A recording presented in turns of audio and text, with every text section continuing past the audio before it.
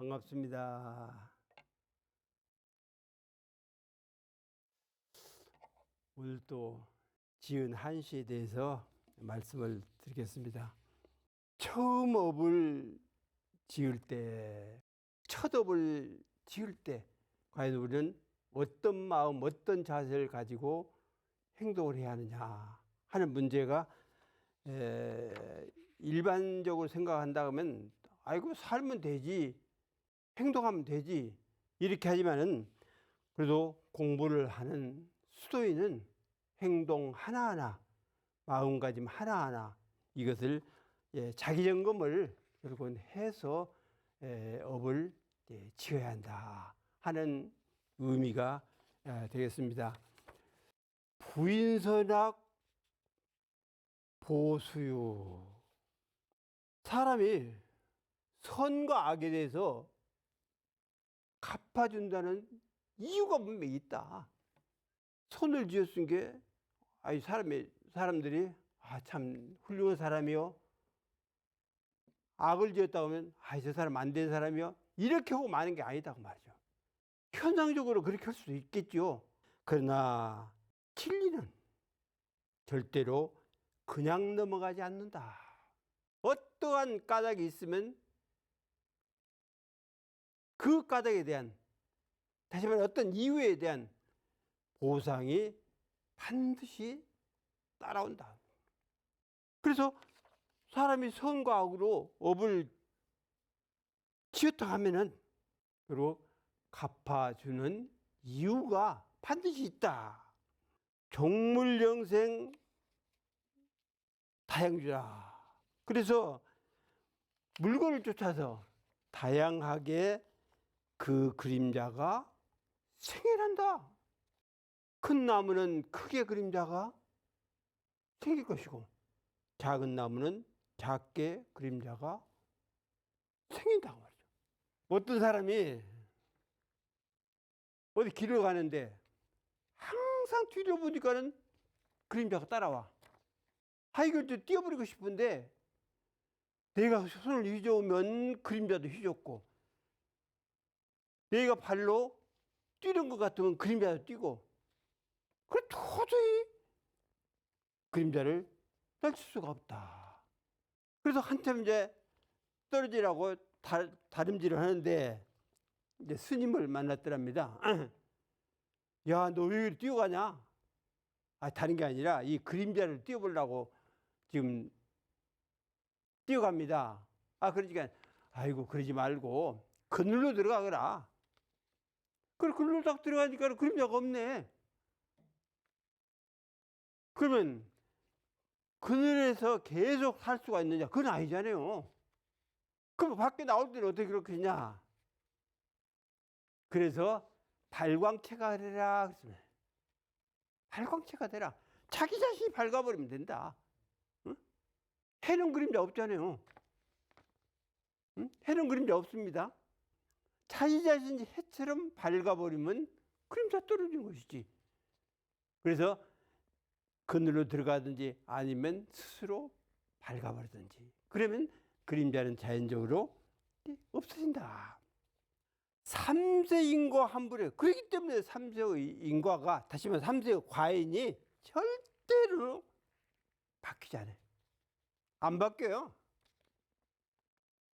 천지가 뒤집어진다 할지라도 인과는 절대로 바뀌지 않는다. 짓고 받는 그 원리를 절대로 바뀌지 않는다. 그래서 중생은 환과하고 보살은 환작이라. 중생은 과보를 받을 때를 걱정을 해. 받으면서 걱정을 하면 내가 무슨 죄를 지어가지고 이런 고통을 받는고.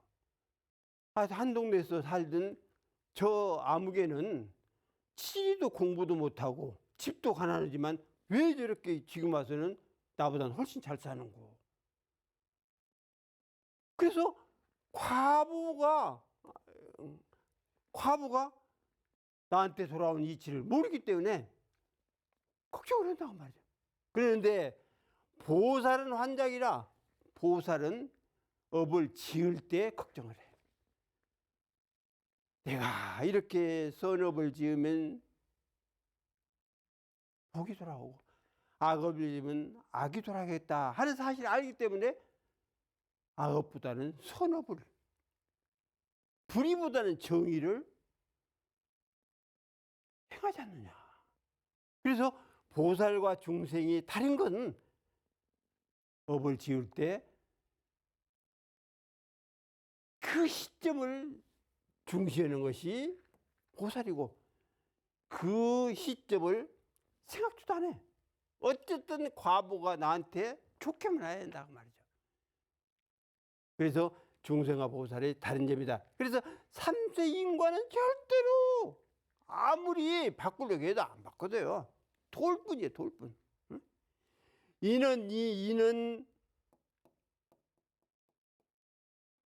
이는 과로, 과는 다시 인으로 계속해서 환생을 한다. 계속 돌아가면서 생긴다고 말이죠. 이걸 바꿀 수 있는 길은 없습니다.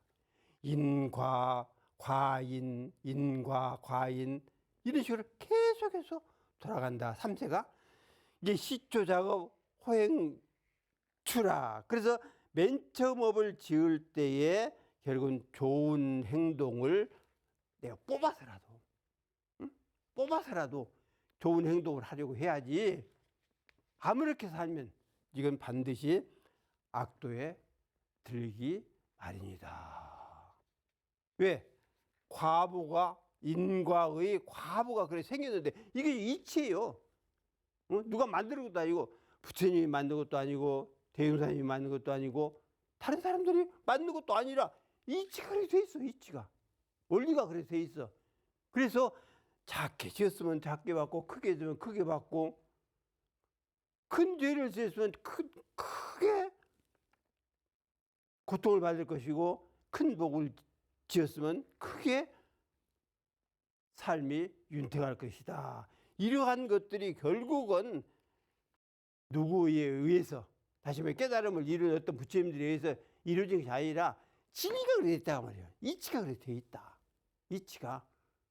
그래서 이 이치를 어느 누가 거꾸로 뒤집어? 못해요. 안 돼요. 그래서 대종사님의 가르침도 불생불멸이다. 응? 세상에 소멸된 건 하나도 없다고 해요. 바뀌지. 응? 바뀌지. 옮기지. 그럴 뿐이고 인과도 지가 이 원인을 만들어 놓고는 과를 누구에게 전가를 하느냐. 전가할 수가 없어요. 응? 오직 내가 지은 것은 내가 받는다. 내가 만들어 놓은 것은 나에게로 올 수밖에 없다. 이러한 사실을 확실하게 알 때에 그 업을 짓는다는 것을 신중하게 생각하지 않을 수 없다. 그래서 우리들이 일거수일투족이 절대로 헛된 일거수일투족이 아니라는 점을 인과로서 알 때 우리들의 행동은 자연적으로 아름다울 수밖에 없지 않느냐 하는 생각을 하게 됩니다. 부인선악 보수유. 무릇 사람이 선과 악으로 갚아주는 이유는 종물영생 다양주라. 그래서 그 물건을 쫓아서 다양스럽게 모양으로 짝을 이루고 있더라. 삼세 과인 환부력. 삼세의 과와 인은 순환해서 절대 바뀌지를 않는다. 절대로 바뀌지를 않는다. 그러니 시추작업 호행추라. 그래서 맨 처음 업을 지을 때에 좋은 행동에서 이루어지도록 내 몸과 마음에서 뽑아서라도 그렇게 해라. 습관이 안 들었으면 그렇게 해라. 이러한 이치를 이제 담아서 시를 쓴 것입니다. 시를 한번 읊어보겠습니다. 부인소나 보수유 종물영생 다양주라 삼세과인 환부려가니 시초작어 호행주라.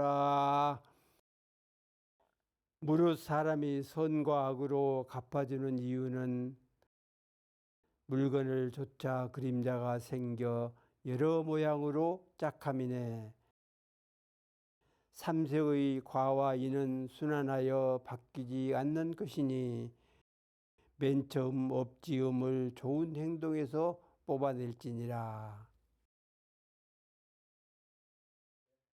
생멸과인, 그러니까 불생불멸 인과보응 이렇게 이제 해야 하는데 왜 과인이라고 했냐? 시를 쓰는 데 있어서는 평칙이라는 게 있습니다. 이것은 높은 것이고 이것은 낮은 것이거든요. 평칙을 맞춰야 하니까 어쩔 수 없이 이렇게 썼지만은 우리가 읽는 데 있어서는 불생불멸 인과보응 이렇게 읽어야 한다 하는 얘기입니다. 내용을 한번 살펴볼게요. 이루 진리에는 법신, 보신, 화신이 갈무리했다. 법신자리도 있고 보신자리도 있고 화신자리도 있다. 삼시사 갖춰 있는 거예요. 생멸과인 수신신이라. 그래서 불생불멸과 인과보응이 뭐냐 그러면 수행문과 신학문이에요. 수행문은 불생불멸이고 인과보응은 신학문이다. 그래서 이렇게 신학문과 수행문이 갖춰져 있다. 속성 공정위 대체니, 그 속성은 뭐냐? 공, 원, 정. 그러니까 법신, 보신, 화신은 부처님께서 말씀하신 것이고 공원정은 우리 대중라님께서 말씀하신 거예요. 그래서 이런 진리의 속성은 결국은 공과 원과 정으로 대체를 이루고 있다. 큰 체성을 이루고 있다고 말이죠. 영지허적 현장진이라. 그래서 그러니까 공적과 영지가 하나이다. 하나에 갈무리 있는 거예요. 불교의 삼신이 이를 진리고 또 불생불멸 인과보응이 이를 진리고 공원정이 이를 진리고 공적 영지가 결국은 이른의 진리다. 그래서 이런 진리는 모두를 다 포함하고 있다. 들으지 않는 것이 하나도 없단 말이에요. 다 들어있다. 그래서 그것을 알고 깨닫고 활용하라고 우리들에게 일러주신 거다 그 말이죠. 그러한 의미로 생각해 볼 때 우리의 교리가 딱 짜여진 모습이 진리의 도판이다 그 말이에요. 진리의 그대로를 교리도에다가 집어넣은 겁니다. 그래서 그 도판 자체만 알면은 우리가 진리를 다 아는데 그 도판 자체 이거예요.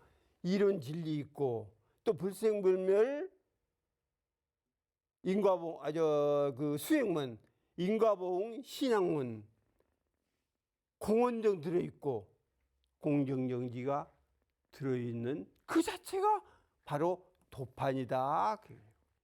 그래서 이러한 진리의 도판을 우리가 알고 공부를 해서 우리들의 그 마음 가운데 차곡차곡 쌓아가야 한다 하는 의미입니다. 그래서 공정영지 이런 것들을 이제 멀리 생각하지 말고 우리들의 마음이 가라앉으면 그게 공정한 자리고 좀 아르마리가 좀 있으면 그 영지스러운 그런 자리다.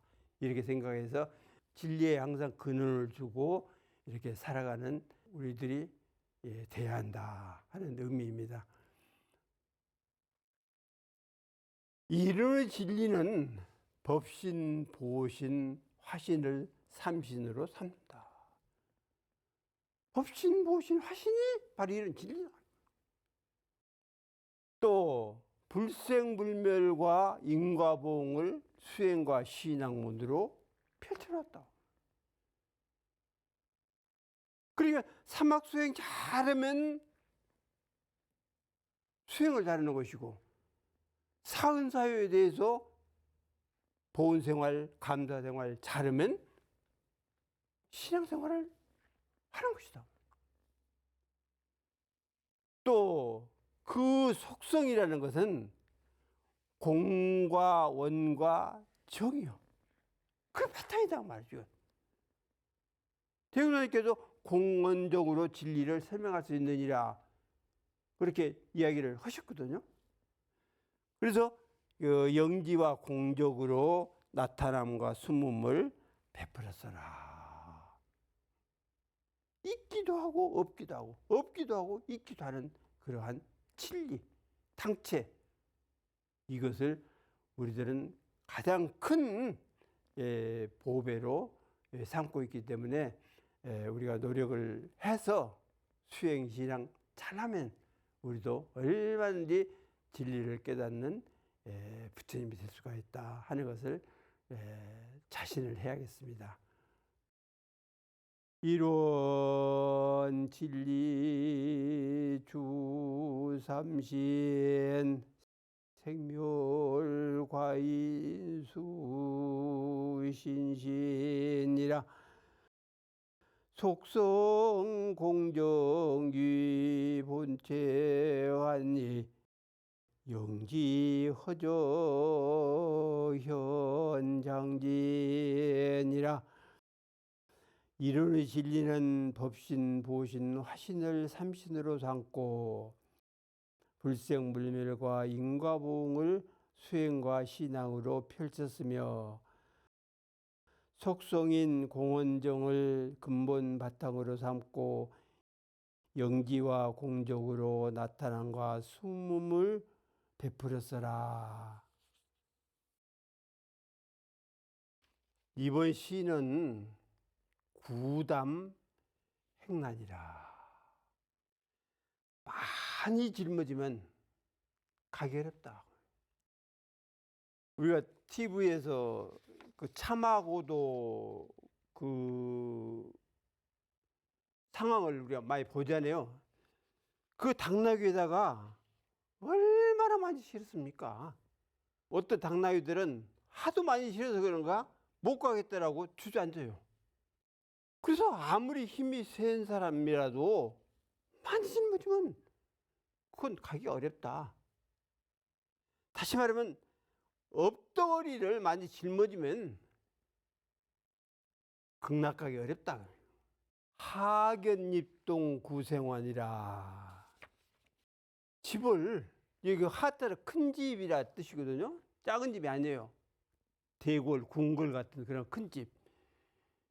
이런 집에 기둥을 세운 것이 굳건해. 기둥을 확실하게 세워놨다.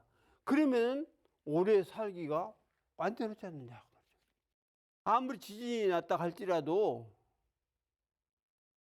설계를 잘해서 그 지진을 견딜 수 있는 그러한 설계를 해놓으니까 안 무너지더라고요. 그렇지 아니하고 내진 설계를 해놓지 않으면 다 무너지더라. 인결다연 향화라니라. 사람이 많은 인연 맺어놓으면 살기 좋아요. 교무님들도 보면은 인연이 많은 사람들이 확실히 살기가 좋더라고요. 이 교도가 용돈도 주고 저 교도가 맛있는 것도 사다 주고 그러더라. 그러니까 다시 말하면 그 인연이 많이 걸려 있다. 응? 인연이 많이 걸려 있다 그 얘기예요. 그런데 문제는 어디가 있느냐? 연욕 공부의 연손광이라. 그러나 공부를 하고자 하는 사람은 그 인연을 끊어라, 버려라, 피워내라. 공부하는데 인연이 중요하기는 하지만은 실질적으로 내가 공부하는 데 있어서 인연 많은 게 결코 좋든 않더라. 내가 좀 공부를 하고 싶은데 누가 불러내고 뭘 좀 하고 싶은데 어디 좀 가자 하고 그렇게 해서 내가 하고 싶은 것을 못 던 수가 많이 있어요. 그게. 이 공부라는 게 뭐예요? 이 공은 공부 이렇게 쓰고 있거든요. 그래서 사실은 이 공자가 이게 공자입니다. 이 공 뭐예요? 장인공 아닙니까 이게? 공장이란 공자거든요. 그 공장에서 철판을 두드리기도 하고 자르기도 하고 뭐 구부리기도 하고 펴기도 하고 그렇게 해가지고 자동차 모형도 만들고 뭘 모형도 만들고 그렇게 해가지고 만드는 거 아닙니까? 그럴 때 뭐가 필요해? 힘이 필요해. 힘이. 응? 힘을 들여야 자동차도 만들고 컴퓨터도 만들고 호미도 만들고 괭이도 만들고 하지 힘 안 들이고 만드는 건 하나도 없다. 그래서 공부라는 게 힘을 들여라 힘들여라 그 말이에요. 힘들어라. 그러면 이 부자는 뭐냐? 이게 하늘천자 아닙니까? 하늘천자 하늘을 뚫는 것이 공부예요. 이게 부자예요. 하늘을 뚫어라. 다시 말해 진리를 뚫어라. 이것이 공부다 그 말이죠. 응? 진리를 깨달아라. 이렇게 해서 힘을 들여가지고 하늘도 뚫어볼 수 있는 사람이 바로 진짜 공부를 하는 사람이다. 이렇게 공부를 하는 사람이 인연이 많아가지고 어디 가자, 뭐 얻자, 언제 공부합니까? 그래서 젊었을 때는 혹시 모르지만은 나이 먹은 사람들은 인연을 줄여라. 그래서 공부할 수 있는 시간을 많이 가져라. 건우 구담 원행난이라. 아무리 건장한 소라 할지라도 많이 짊어져 보세요. 짐을 짊어져. 그리고 과연 그 소가 가겠느냐. 뭐 낙타나 당나귀 같은 그런 것들이 짐을 많이 지고 참하고들 가는데 과연 잘 가겠느냐. 근데 거기에 맞는 짐을 지어주니까는 쫄랑쫄랑 잘 가더라. 그래서 우리들도 그 인연이 사실은 인연이란 무거운 거예요. 어? 그래서 그 무거운 인연을 너무 많이 짊어지고 있으면 공부도 하기 어렵고 세상을 살아가기도 사실 어렵다는 사실을 우리가 알 때 될 수 있으면 인연을 조금 줄이는 방향으로 그렇게 해야 공부도 잘할 수 있다 하는 의미를 이렇게 이야기를 하는 겁니다. 하견입동 구생환이라 집을 세운 기둥이 튼실하면 오래오래 안전하게 살 수가 있더라. 인결다연 향하라니라. 그래서 사람이 많은 인연을 맺으면 삶을 누림이 편안해요. 편해요. 다른 사람에 비해서. 연욕 공부 연손광. 그러나 공부를 하려 한다면 버리고 덜고 피워내라. 버리고 덜고 피워내라. 마치 건우구담 원행난이라. 아무리 건장한 소라고 할지라도 많이 짊어지게 하면은 오래 가지 못한다, 길게 가지 못한다 하는 사실을 우리들이 알아서 좋은 인연도 많이 맺는 것도 중요하지만 도반을, 아주 공부하는 도반을 적당히 맺어가지고 함께 이렇게 공부를 해나가는 것이 중요하다 하는 말씀을 드립니다. 시를 한번 읊어보겠습니다. 학연 입동 구생환이요 인결다여 향화라니라. 연요 공부 연손광이요 건우 구담 원행난이라. 집을 세운 기둥이 튼실하면 오래 살기가 안전하고 사람이 많은 인연 맺으면 삶을 누림이 편안하네. 그러나 공부를 하려 한다면 버리고 덜고 피울지니 건장한 소라도 많이 짊어지면 멀리 가기 어려우리라.